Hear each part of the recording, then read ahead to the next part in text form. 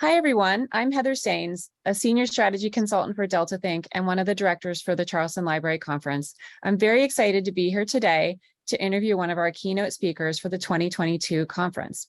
I'm joined by Dr. Buhle Mbambo Thata, University Librarian of the National University of Lesotho. Let's get started. Welcome. Thank you very much for the opportunity to speak with you, and thank you for inviting me. I'm delighted to have a chat with you this afternoon about a topic that's very dear to me and about Charleston. Thank you. So just to kick things off, could you tell us a little bit about yourself and how you got started on your career path?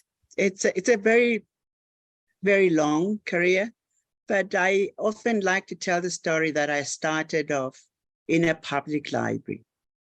I used to work in a public library between university and high school.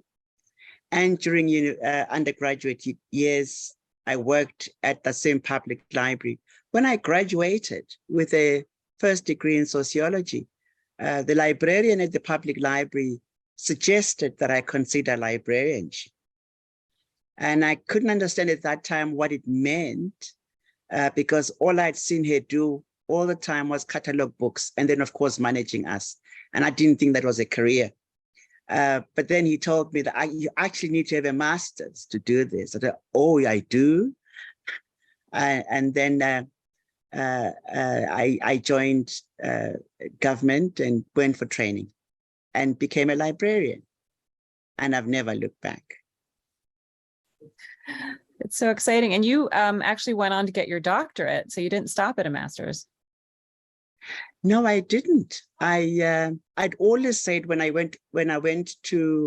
finished undergrad school that I wanted to get my doctorate before I turned 40. And I hadn't said in what subject, but I needed to get my doctorate before I turned 40. And I told my friends and everybody around me that this is my life's plan. And if I forget and I'm getting towards 40, remind me.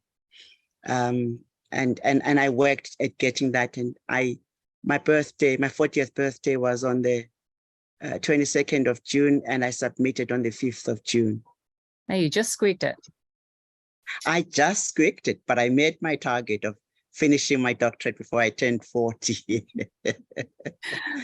Fantastic. Yes. So you, I'd like to hear a little bit more about your current role, but you've had many roles in different libraries, academic libraries, over the course of your career. So could you tell us, how that has played out, and maybe kind of, compare and contrast, some of those roles?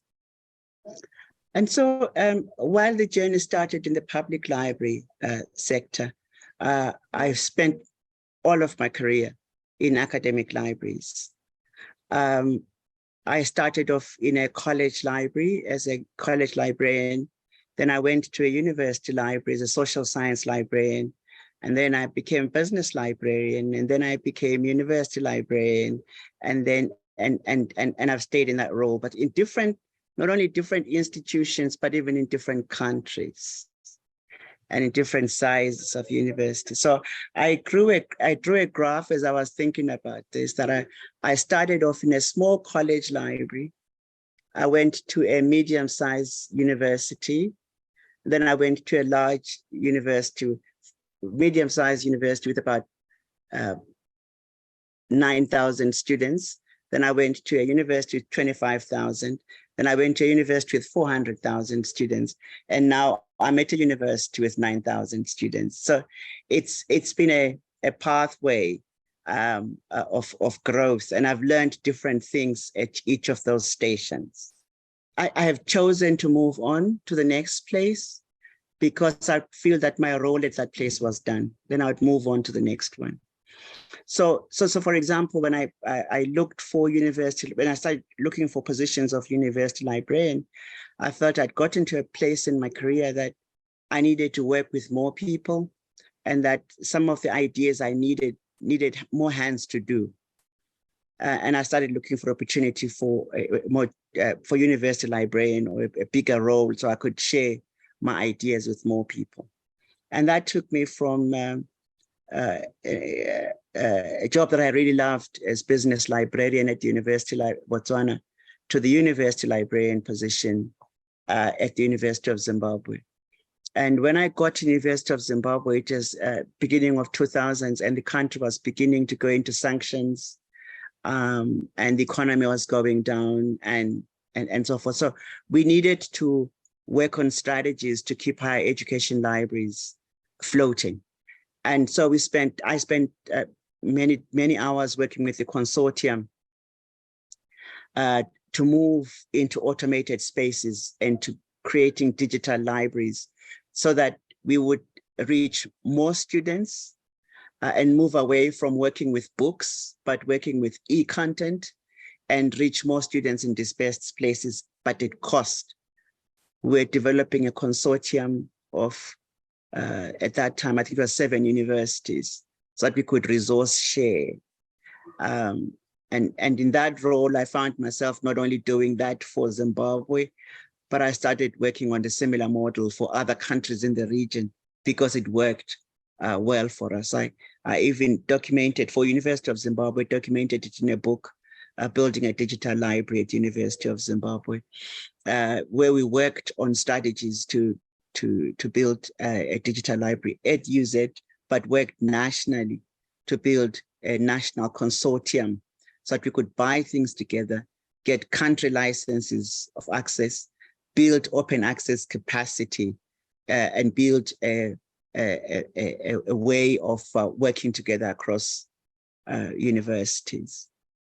That role, working continentally, working nationally, and then of course, training around the continent, I think 5-6 countries where I helped train to build consortia, almost led me naturally to the next role at the UNISA, which is at that time and still is the largest university library in Africa and one of the 10 mega universities in the world. And I went to that job as the executive director of libraries.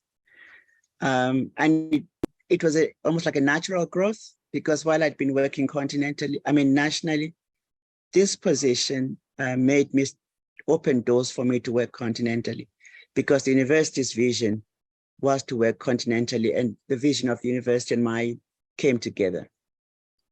And it was an exciting journey of not only opening partnerships across the continent for the university, but also one started looking at African epistemologies and how African libraries were positioned and how Africa was positioned in the world in terms of its knowledge. So one started working across the continent and looking at how was African knowledge perceived? How was African knowledge reaching the world? How was the world reaching African knowledge? And I worked in that role for about 11 years, exciting 11 years.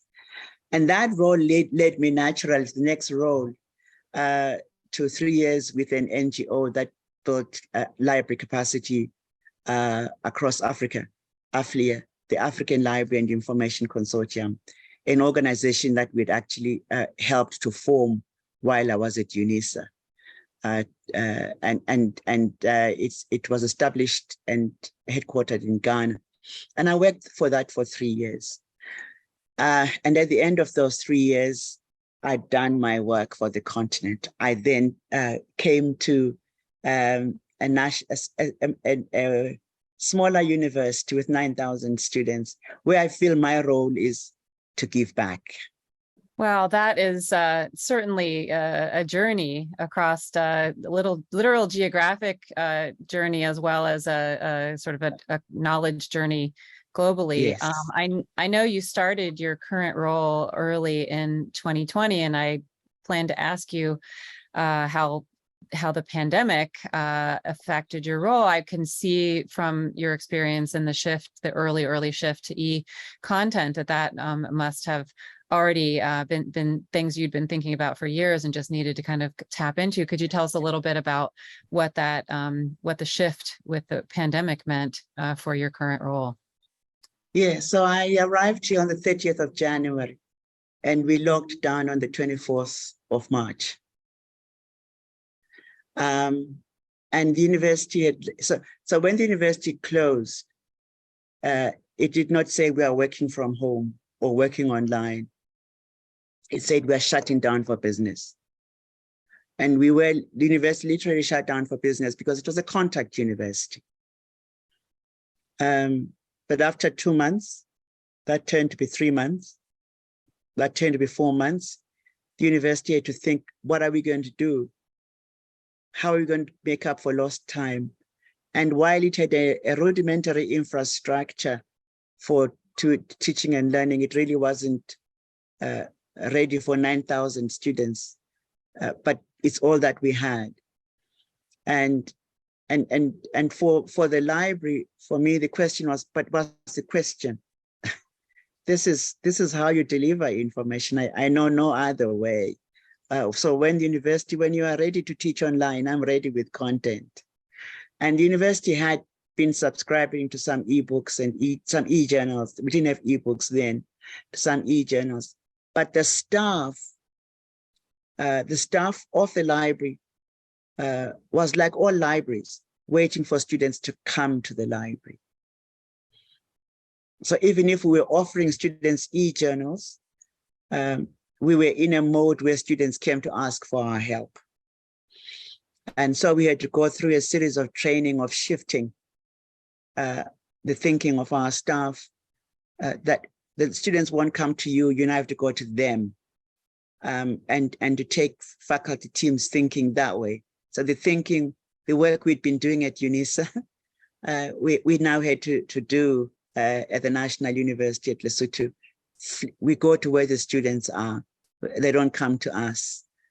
So we started working on our website and working on their type of, on their LibGuides, things that they hadn't done before, so that they could begin present information to students and guide students to where they should go. So for example, students needed to come to the library to be registered for remote access. And suddenly they were no longer on campus to come to the library. So we had to go to their Facebook page and to find them and tell them there how they could register, and automate the whole registration process, because students were now sitting at home. So it was really putting those skills that I'd learned over the years into practice. And I wrote an article about it for Digital Perspectives. Great. Hopefully we can find that article and link it in the resources for this interview. Yes. I know you're very interested in how knowledge transfer provides humanity with an opportunity to pursue equity and social justice between the global North and the global South, between rural and urban areas, and all sorts of different dichotomies that entrench power. Can you tell us, what has informed your views about that and what you would want listeners to this interview to know? I have an interest in women's issues and have tended to watch things with a gender lens. And some of my research is in women's information, but also women in technology. So I do tend to look at how does this affect women? How does this impact women? Where are the women if we're in this room? What are the women doing about this? So I do tend to look at things that way. So when we talk about the digital divide, I don't just look at the urban and the rich and poor and the North and South. I also look within those spaces, the divide, how do women fare? But secondly, I also do look in the same way about power relations around North and South, power relations around Black and white, power relations against rich and poor, and probably my sociology background speaks to that, or helps me to think that way. And so when we dissecting an issue or discussing an issue, I often ask, but whose voice is this? So where are the voice of the poorer? Where are the voices of the less endowed? Where are the voices of the minority? And because I've had opportunity to work internationally with several international organizations, And often the Africans will be in the minority. I would take it upon myself to speak on behalf of Africa, or to present the African voice on the issue, because I think the universe has given me an opportunity to be there, and therefore I needed to represent the others who are not able to be at the table. And the same goes for women, that they are not at the table, and somebody who's there should speak on their voices. And so when I look at studies on research that will say African research is only 2% of the world's research, and African knowledge is only 4% of the world's knowledge, that concerns me, because Africa is 17% of the world's population. And that to me looks like an underrepresentation. And so I would then look for mechanisms that would say that needs to be corrected.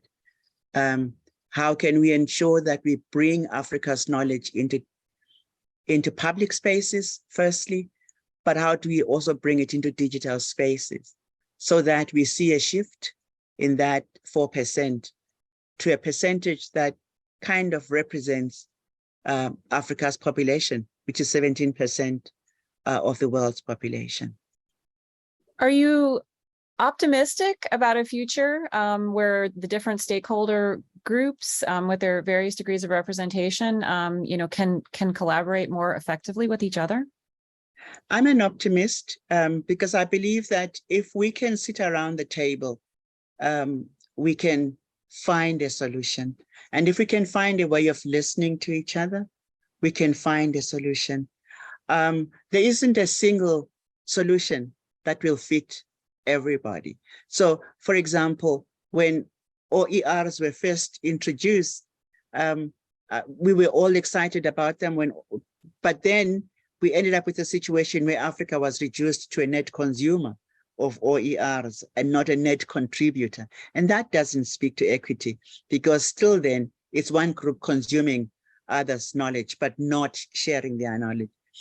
And when open access was introduced really as a game changer in accessing information, the costs related to page fees, the infrastructure for playback becomes an issue. And so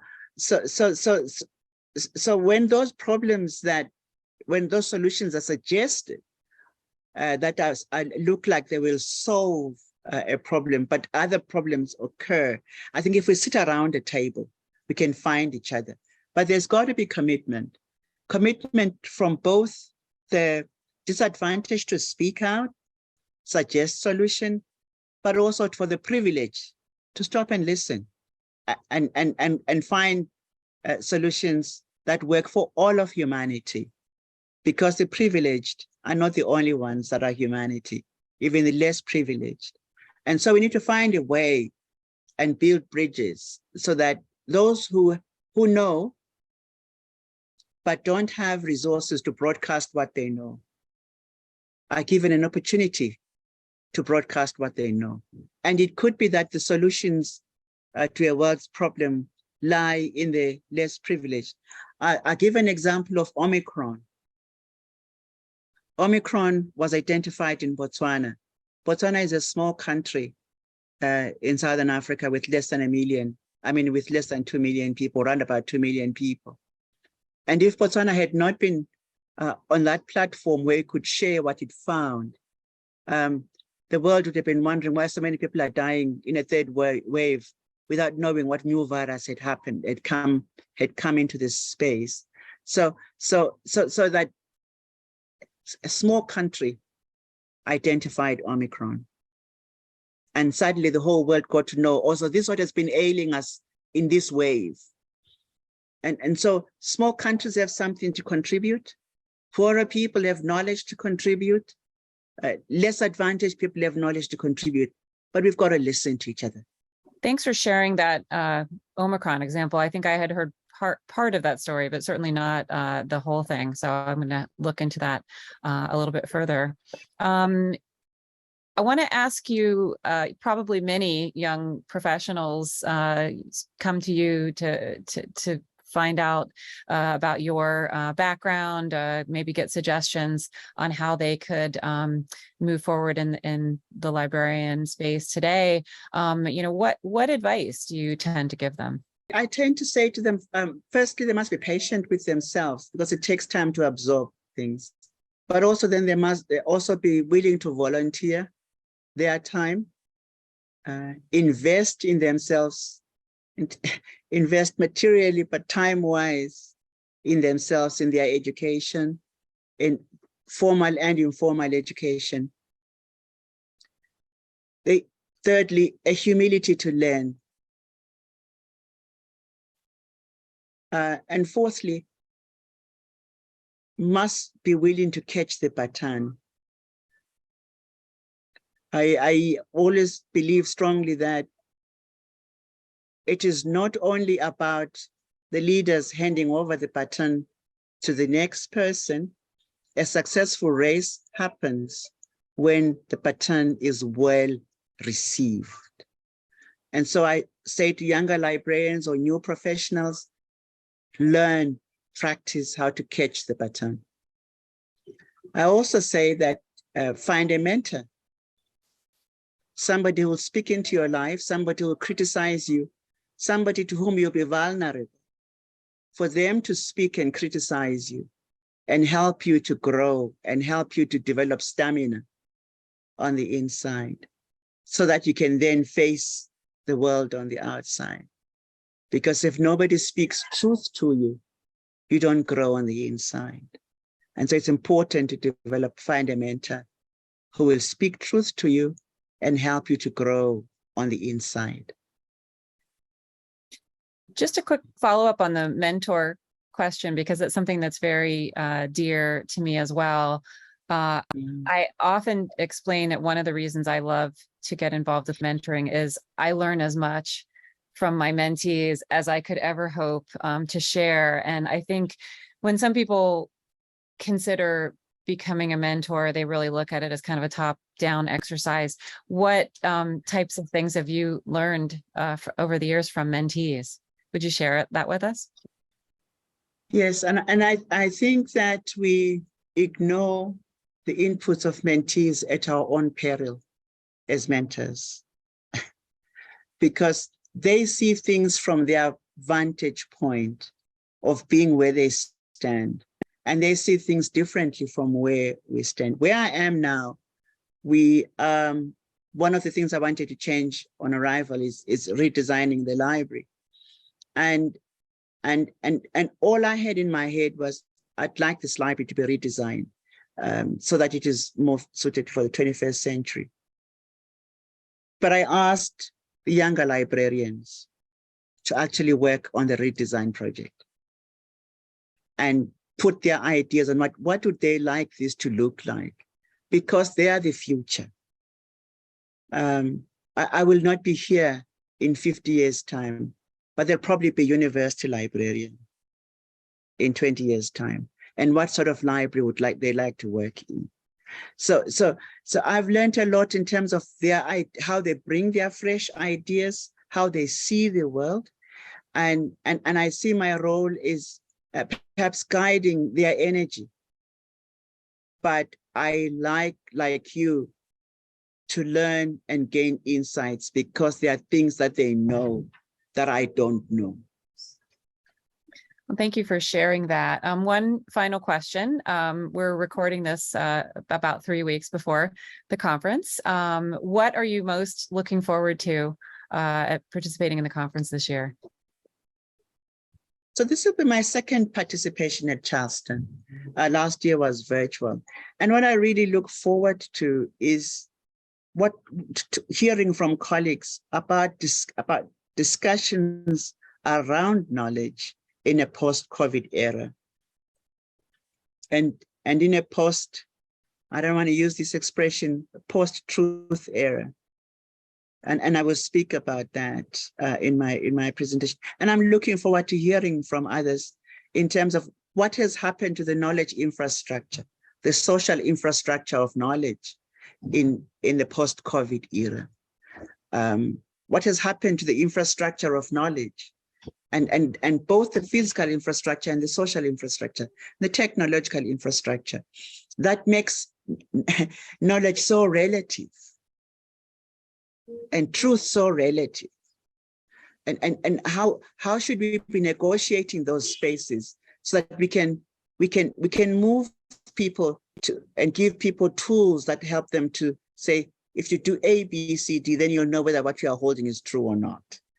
And I think we hold a vantage position as knowledge workers to negotiate that space. And I'm hoping that conversations will help at Charleston, will help us to find an infrastructure, to define an infrastructure for knowledge transmission in post-truth world. Well, thank you so much. Looking forward to your keynote at the conference this year. It's been my absolute pleasure to be able to interview you today, and we look forward to continuing the conversation soon. Thank you. Thank you for the opportunity. I look forward to meeting with you soon too. Thank you.